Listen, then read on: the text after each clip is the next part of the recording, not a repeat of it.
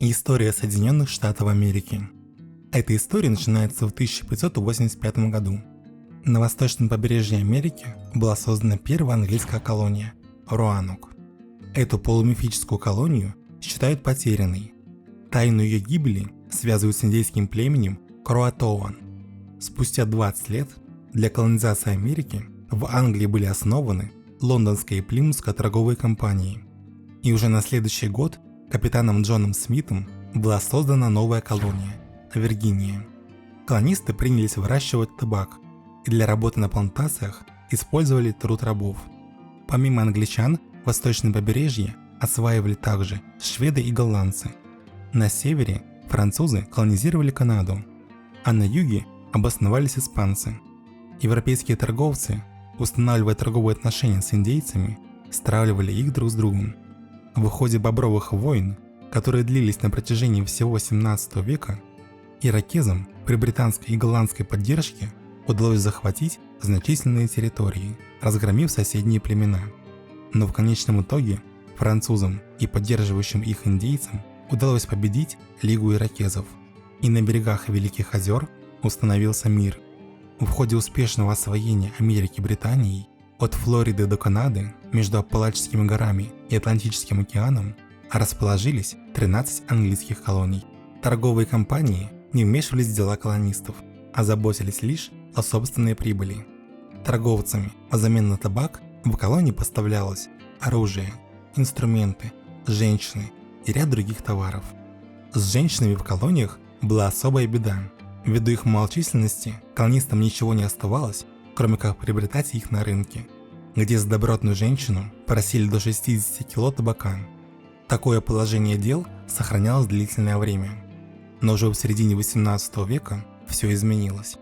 В 1754 году на Конгрессе в Олбани Бенджамином Франклином были озвучены идеи создания федерации колоний с собственным правительством и президентом во главе, но в составе Британской империи. Эти идеи легли в основу будущего американского государства. Спустя 2 года разгорелся один из крупнейших конфликтов нового времени – Семилетняя война, в которой участвовало большинство европейских держав, включая Британскую империю, противостоящие Франции и союзным ей индейцам в Северной Америке. Индейцы воевали также и за Британию. Благодаря Лиге иракезов англичанам удалось одержать верх, и Франция уступила Британии большинство своих колоний, а Испания передала англичанам Флориду взамен на возвращение Гаваны и получила Западную Луизиану от Франции.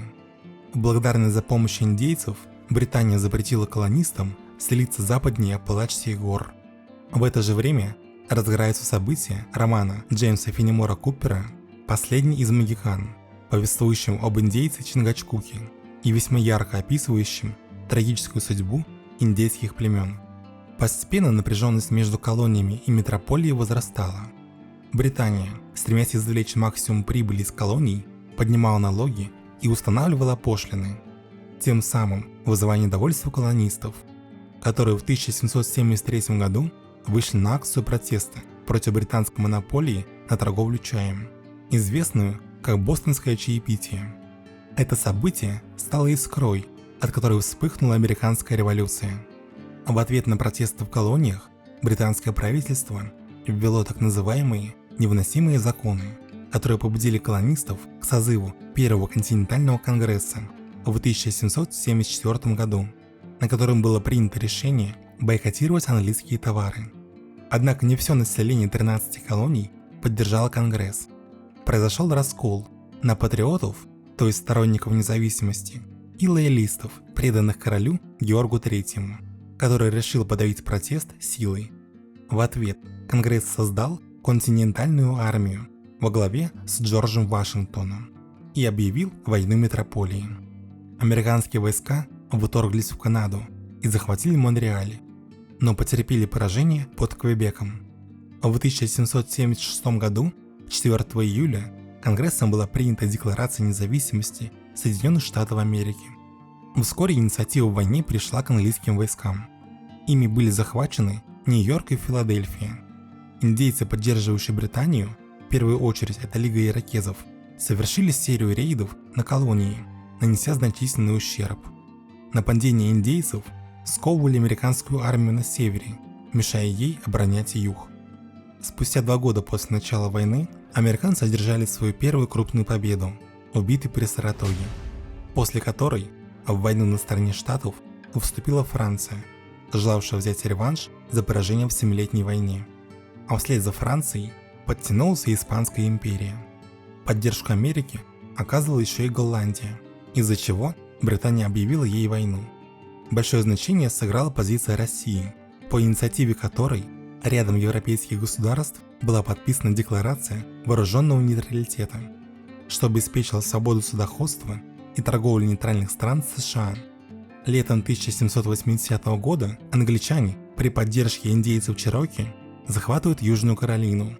Чтобы предотвратить поражение 13 колоний, французы высадили десант в Род-Айленде.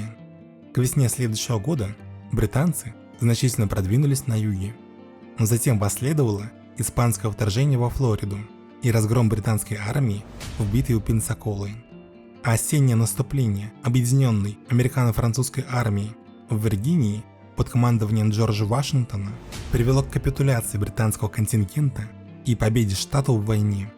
Британская империя признала независимость США и уступала им все земли восточнее Миссисипи. А по договору с Лигой иракезов американцы получали Огайо. Однако не всех индейцев устроили эти уступки, и Лига распалась. При поддержке Британии на землях Огайо была создана Западная индейская конфедерация, продолжившая борьбу с США. На юге индейцы Чероки и примкнувшие к ним Шауни и Крики также не думали сдаваться. Сопротивление индейцев продолжалось еще долгие годы. Первым президентом США стал Джордж Вашингтон, герой войны за независимость, получивший 100% голосов на выборах 1789 года. Совместно со своими сторонниками, известными как отцы-основатели, президент строил свободную и справедливую страну. В колониальную бытность население Америки пополнялось не только за счет переселенцев из Британии, но и за счет завоза африканцев и рабов или натурализации индейцев. Став независимыми, штаты продолжили сию традицию, открыв свои двери для европейцев. Немцы, ирландцы, англичане, французы, итальянцы и прочие народы массово переселялись в США, смешиваясь в огромном плавильном котле и становясь американцами. Однако, согласно другой теории, известной как культурная мозаика или салатница, различные народы в США живут вместе, но сохраняют свою культуру и идентичность, при этом образуя единую американскую нацию. В 1801 году Соединенные Штаты начали свою первую военную операцию за пределами американского континента. Целью стали пираты Османской империи, кошмарившие американскую торговлю, и которым США уже 15 лет платили дань. В ходе 2 берберийских войн Америка наказала пиратов и окончательно утвердилась как военно-морская держава. В 1803 году Наполеон Бонапарт, недавно вынудивший Испанию вернуть ему Луизиану, продал свою американскую колонию штатам за $15 миллионов. Луизианская покупка увеличила площадь США фактически в 2 раза и спровоцировала крупнейшее переселение американцев на запад, в сторону Тихого океана, на земли Великих равнин. Эти территории тогда назывались Диким Западом. Тысячи людей на запряженных лошадьми фургонах отправились на поиски лучшей жизни. Заселение Америки было их явным предначертанием. А в 1812 году, в самый разгар наполеоновских войн, Соединенные Штаты напали на Британскую империю, которая увязла в войне на Пиренеях, с целью захватить Канаду, а также лишить непокорных индейцев британской поддержки. Индейская конфедерация, руководимая Текумсе, отчаянно защищала родные земли. Однако силы были неравны, и американцы разгромили индейцев. Умирающий Текумсе перед смертью проклял президентов США. А вот нападение на Канаду, большинство населения которой составляли лоялисты, оказалось безуспешным. В ходе тяжелых боев стороны установили статус-кво. Эта война считается второй войной за независимость, поскольку подтвердила статус США как суверенной страны. Британская империя отказалась от поддержки индейцев, которых американцы дорогой слез изгоняли на Дикий Запад, в резервации. Северная граница США была сформирована в 1818 году. Согласно англо-американской конвенции, стороны для пущей простоты установили границу между Великими озерами и скалистыми горами по 49-й параллели, а Орегон стал их совладением. А согласно договору Адамса-Ониса 1819 года с Испанской империей, которая уже лихорадила от революции в колониях, к США перешла вся Флорида, а также устанавливалась их юго-западная граница. А спустя 2 года у США появился новый сосед – Мексиканская империя, образованная из колонии Новая Испания. На землях распавшихся испанской и португальской колониальных империй появилось множество новых государств. Чтобы не допустить реставрации империй и возвращения ими своих колоний, президент США Джеймс Монро провозгласил новую доктрину, согласно которой США не вмешивались в конфликты Старого Света и не допускали вмешательства европейцев в дела американского континента. Соседняя с США Мексика в своих северных штатах испытывала дефицит населения, и чтобы защититься от индейцев, пригласила сюда американских переселенцев, которые вскоре составили здесь большинство. Поздно опомнившись, мексиканцы попытались исправить ситуацию.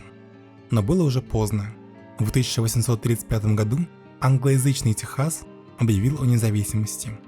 Неудачная для Мексики война с Техасом закончилась, не успев начаться. Однако территориальные амбиции Техаса остались неудовлетворенными. Обретя независимость, Техас попросился в состав США, которые смогли его принять в 1845 году. Аннексия Техаса привела к американо-мексиканской войне. После ее начала о своей независимости объявила и Калифорния, а на севере Британская империя, имевшая претензии на Орегон, стремилась завладеть им.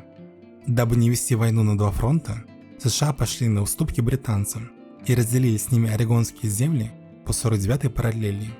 Армия Мексики была быстро разгромлена, и США захватили половину мексиканских земель. За причиненные войной неудобства Мексике была выплачена компенсация в размере $15 миллионов и прощены все долги. А спустя 5 лет, по договору Гадсдена, Штаты купили у Мексики еще ряд земель общей площадью 120 тысяч квадратных километров, что в 12 раз меньше площади Аляски, за $10 миллионов. Таким образом, была сформирована основная территория США. Развитие штатов было неравномерным. Северные штаты были индустриальными, а южные – аграрными. На севере выступали за отмену рабства. На юге, напротив, рабы являлись основой экономики. В северные штаты переселялись мигранты из Европы, имевшие гражданство, а в южные завозились африканцы-рабы, не имевшие прав. В итоге, в южных штатах право голоса имело лишь четверть населения, и при решении всех спорных вопросов между штатами южане были в меньшинстве. В 1861 году президентом был избран Авраам Линкольн, ярый противник рабства, что спровоцировало распад США. На юге было создано новое государство – Конфедеративные Штаты Америки, первым президентом которых стал Джефферсон Дэвис. Началась гражданская война между севером и югом. Северяне стремились восстановить единство страны. Боевые действия велись с переменным успехом. То северяне, то южане одерживали друг над другом победы. Большая часть американского флота осталась в северных штатах, и северяне организовали морскую блокаду США. Армией юга командовал талантливый генерал Роберт Ли. Благодаря его военному мастерству конфедерация, имевшая ограниченные ресурсы, могла эффективно противостоять армии севера. Не сумев достичь превосходства на полях сражений, президент севера Авраам Линкольн издал прокламацию об освобождении рабов на территории США, что привлекло на его сторону негритянское население юга. А в 1863 году в битве при Геттисберге, ставшей переломной точкой в этой войне, армия юга была разгромлена. В течение следующих 2 лет конфедерация пала. Эта война стала самой кровопролитной за всю историю США. Общее количество погибших и пропавших без вести людей превысило 1 миллион человек. Заплатив большую цену, Соединенные Штаты восстановили единство своей страны, и в ходе реконструкции Южные Штаты были реинтегрированы. Знаменитая 13-я поправка в Конституцию США окончательно искоренившая рабство, сделала рабов свободными, но не дала им средств к существованию. Бывших рабов выкинули с плантаций, предоставив их самим себе, что привело к росту преступности в разоренных войной штатах. Для наведения порядка белое население начало объединяться в вооруженные организации, одной из которых стал печально известный Ку-Клукс-клан, который устраивал суды Линча без суда и без следствия. А позднее в ряде штатов даже были изданы так называемые законы Джима Кроу, официально закрепляющие расовую сегрегацию, пережитки которой сохраняются до наших дней. В 1867 году США покупают у Российской империи Аляску ввиду неспособности последней ее оборонять. Территория площадью 1,5 миллиона квадратных километров была куплена всего за $7 миллионов. И хотя доллар в те годы был в десятки раз дороже нынешнего, стоимость Аляски была чрезмерно занижена. К столетию американской независимости США получили в подарок от Франции статую свободы, ставшую символом Америки. Быстро восстановившись после тяжелейшей гражданской войны, в Штатах стали активно развиваться промышленность и торговля. Экономика страны заметно выросла, что позволило Америке стать одной из сильнейших стран мира. Возросшая мощь США вылилась в американский империализм. В 1893 году Соединенные Штаты вторгаются на Гавайи, свергают короля и создают под своим протекторатом республику, которую позднее аннексируют. Следующей целью американской экспансии стала Испания. В 1898 году США вмешались в войну за независимость Кубы и в ходе Испано-американской войны захватили ряд испанских колоний, включая Филиппины, которые, впрочем, не признали этот факт и безуспешно пытались отстоять свою независимость. На следующий год при поддержке США от Колумбии отделилась Панама, где уже много лет не могли построить Панамский канал. Штаты оккупировали зону вокруг него и завершили строительство. А тем временем в Старом Свете разразилась Первая мировая война. Конфликт доселе невиданных масштабов. Два противоборствующих блока, Антанта и центральные державы, сцепились не на шутку. США, придерживаясь доктрины Монро, не вмешивались в конфликт. Однако Германия, которая к 1916 году исчерпала свой наступательный потенциал, на всех фронтах ушла в глухую оборону и, понимая бесперспективность своего положения, в 1917 году продолжил неограниченную подводную войну против любых кораблей, шедших в Британию. В результате немцами было потоплено несколько американских судов. США задумались о вступлении в войну.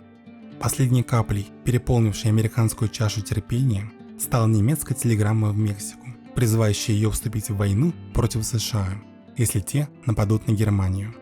Немцы обещали Мексике помощь оружием и деньгами и посулили возвращение потерянных земель, что было использовано как казус белли. 6 апреля 1917 года США объявили войну Германии. Началась мобилизация. На Западный фронт были отправлены значительные силы. Свежие американские войска смогли преломить немецкую оборону и внесли значительный вклад в разгром Германской империи. Земли России, погибшие в 1917 году, были заражены коммунизмом. Владимир Ленин активно продвигал идеи мировой революции. Красная угроза, которую нес СССР, вызвала забастовки и бунты на территории США. В 1919 году из Штатов по политическим соображениям даже были депортированы 250 выходцев из России. На пароходе «Буфорт», известном как «Советский ковчег», русских отправили обратно в Советский Союз. В 1920 году по инициативе США с целью недопущения новых войн была создана Лига наций. Однако сами Штаты по ряду внутренних причин не вошли в нее. В итоге сия организация, которая была предтечей ООН, не справилась со своими обязанностями. А сама Германия, благодаря экономической помощи от США и военному сотрудничеству с СССР, смогла довольно быстро восстановить свою былую мощь. После Первой мировой войны экономика США была на подъеме. Началась эпоха процветания. Стремительно увеличивалось городское население. Развивался автомобилестроение. Был выпущен первый в мире серийный автомобиль Генри Форда. Именно Форд посадил Америку на колеса. В это время началось формирование общества потребления. Однако все хорошее рано или поздно заканчивается. В 1929 году в США началась Великая депрессия. Тяжелейший экономический кризис, с которым только сталкивались Штаты, вызванный перепроизводством, спекуляциями на бирже и избыточным кредитованием. В 2 раза сократилось промышленное производство. Каждый 4-й американец лишился работы. Лишь с приходом к власти Франклина Рузвельта, который начал новый курс, ситуация стала улучшаться. А в 1939 году на европейском континенте началась Вторая мировая война, которая была как нельзя кстати для Америки и буквально спасла американскую экономику из кризиса. Нацистская Германия, одержимая реваншистскими настроениями, напав на Польшу, развязала самый кровавый в истории военный конфликт. Первое время США не вмешивались в войну. Однако после падения Франции, Штаты по программе Ленд-Лиза стали оказывать военную помощь Британии. Позже эта программа распространилась и на СССР. Америка также поддерживала Китайскую республику, которая воевала с Японской империей. Американцы ввели эмбарго на поставки нефти в Японию с целью остановить ее экспансию. В ответ Япония неожиданно напала на Перл-Харбор, американскую военную базу на Гавайях.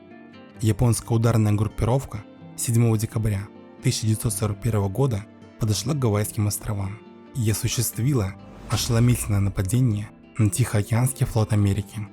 На следующий день Соединенные Штаты объявили войну Японской империи.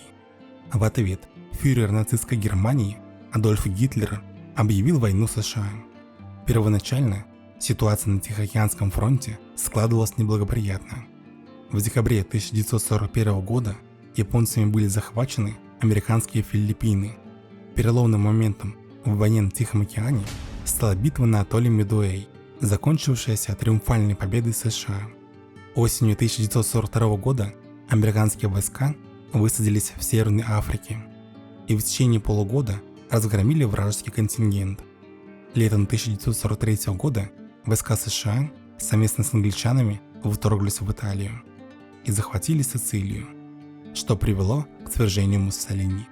И лишь германская оккупация предотвратила выход Италии из войны. В это же время немецкие войска были разгромлены в Курской битве на Восточном фронте и начали отступление, а США продолжили захват Южной Италии. На Тегеранской конференции по просьбе Сталина Рузвельт и Черчилль согласились на открытие Второго фронта в Западной Европе. И уже 6 июня 1944 года союзники высадились в Нормандии, а немного позднее в Провансе. К концу августа был взят Париж. В феврале 1945 года, когда поражение Германии было уже очевидным, союзники вновь встретились в Ялте. Обсудив послевоенное устройство мира, стороны приняли решение о создании Организации Объединенных Наций, вступить в которую смогут лишь те страны, которые объявят войну Германии до 1 марта. И ряд государств сделали это. Но в боевых действиях, разумеется, они не участвовали. После ряда неудач американо-английская армия продолжила наступление и к весне 1945 года вторглась в Германию. И США, и Советский Союз стремились захватить как можно больше немецких земель, чтобы заполучить их технологии и иметь лучшие позиции на переговорах.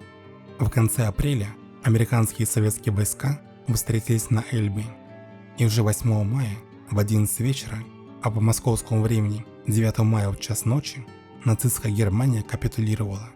Однако Япония продолжала сражаться, и даже после американского ультиматума не думала сдаваться, о чем вскоре пожалела. В августе 1945 года США сбросили на японские города Хиросиму и Нагасаки атомные бомбы. Это был единственный в истории случай боевого применения ядерного оружия. В результате сей атаки погибло 250 тысяч японцев. 2 сентября 1945 года на борту американского линкора был подписан акт о капитуляции Японии. Сразу после Второй мировой войны мир был разделен на сферы влияния. Проигравшие страны были оккупированы. Сформировались 2 противоборствующих блока.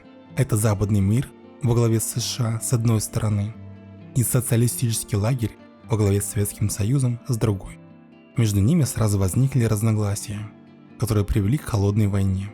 глобальному противостоянию капитализма и коммунизма. В 1947 году США приняли доктрину Трумэна, согласно которой Штаты переходили к политике сдерживания.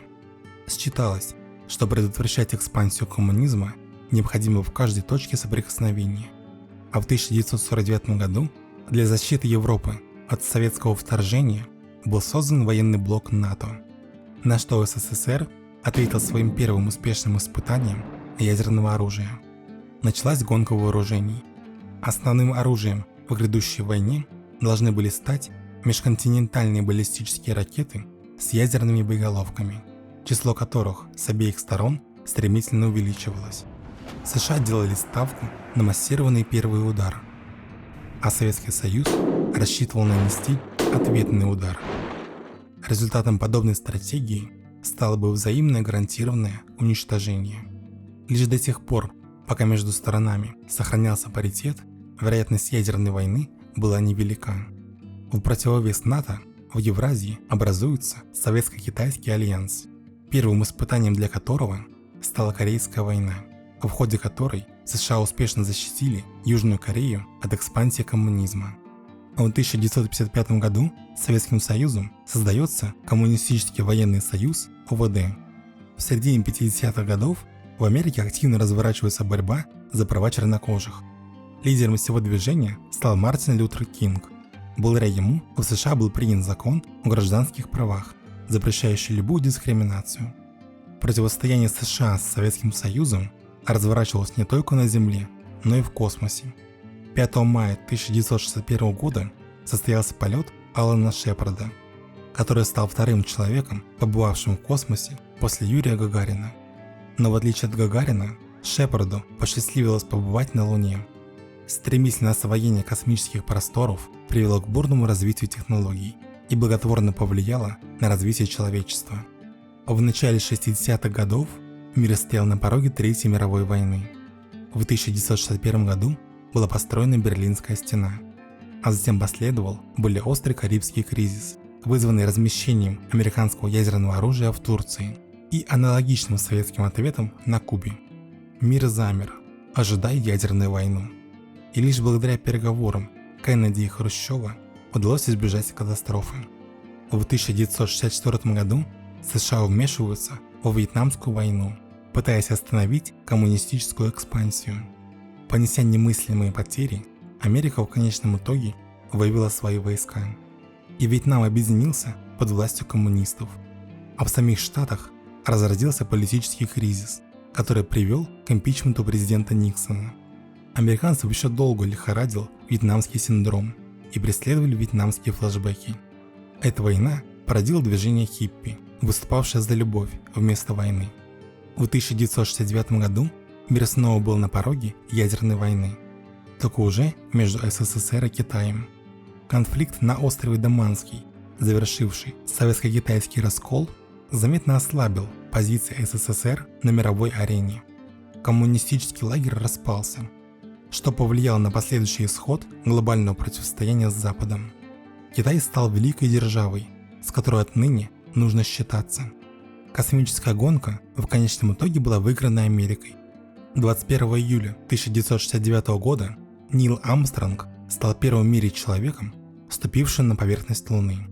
Человечеству уже стало тесно на Земле, и оно стало разрабатывать планы по колонизации других планет. В 1976 году крупнейшие экономики мира во главе с США создали неформальный клуб «Большая семерка» для совместного решения глобальных вопросов. В 80-х годах в США вновь начался экономический кризис. Страна столкнулась с рецессией, вызванной дефицитом бюджета из-за Вьетнамской войны, нефтяным кризисом 1973 года и рядом других причин. Возросли безработица и инфляция. Лишь с началом эпохи Рейгана стране удалось преодолеть сие трудности. Начатый им экономический курс, позднее названный Рейганомикой, заложил основы для процветания США на долгие десятилетия вперед. Особое внимание Рейган уделял антисоветской деятельности. Его стратегия направлена на ослабление советского влияния в Восточной Европе, подрывы экономики СССР, в частности с помощью снижения цен на энергоресурсы оказалась весьма эффективной. План по развалу СССР был приведен в действие, и результат не заставил себя ждать. В конце 1991 года неожиданно для всего мира распадается Советский Союз, и США выходит победителем из холодной войны. Мир становится однополярным. Отношения между США и Российской Федерацией заметно улучшаются. И в 1998 году страны совместно создают Международную космическую станцию. А 11 сентября 2001 года случилось немыслимое. Террористами Аль-Каида были совершены атаки на Всемирный торговый центр, Пентагон и Белый дом. В ответ на сие нападения США начали войну с терроризмом. Были предприняты военные интервенции в Афганистан и Ирак, завершившиеся свержением террористических режимов. В 2009 году Барак Обама стал первым чернокожим президентом США. Современная Америка отличается толерантностью и терпимостью. В стране официально разрешены однополые браки. ЛГБТ-сообщество процветает и находится под защитой государства. В 2016 году с помощью российских хакеров президентом США был избран Дональд Трамп. Самый лучший американский президент, сделавший Америку снова великой. В конце его правления Штаты, потеряв 500 000 жизней, успешно справились с пандемией коронавируса. Заметно улучшилось отношение к афроамериканскому населению. Отныне в Америке жизни черных важны. В 2020 году космическая компания SpaceX, руководимая самым богатым человеком в мире Илоном Маском, снова запускает пилотируемые корабли в космос и в обозримом будущем наверняка отправит первых колонистов на Марс. Фактически Илон Маск уже похоронил русскую космонавтику. В настоящее время США под управлением президента Джо Байдена продолжает отстаивать демократию и западные ценности по всему миру и по-прежнему являются сверхдержавой номер 1.